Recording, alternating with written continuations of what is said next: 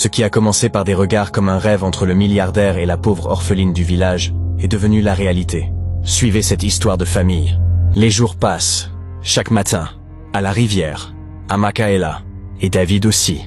Au début, il parle peu, puis un peu plus. Puis longtemps, elle lui raconte ses journées. Il lui parle de la ville. Elle rit parfois. Pour la première fois depuis longtemps. Un jour, David devient sérieux. Amaka, je ne suis pas venu ici pour jouer. Je veux te connaître. Je veux quelque chose de vrai. Amaka baisse les yeux. Je ne veux pas être une distraction pour un homme riche. Tu n'es pas une distraction. Tu es la seule chose qui me semble vraie ici. Silence. Le vent fait trembler l'eau. David s'approche légèrement.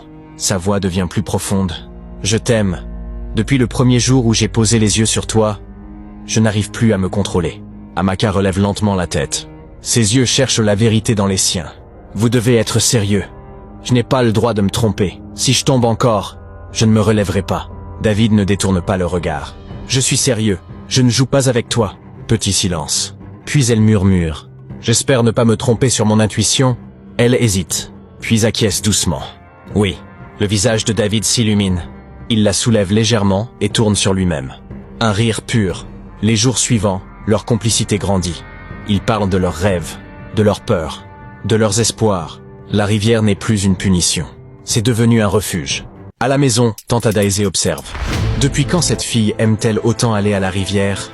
Son regard se durcit. Ce n'était qu'une corvée. Quelque chose lui échappe. Et Adaeze déteste perdre le contrôle. La famille, c'est sacré. La famille, c'est la racine.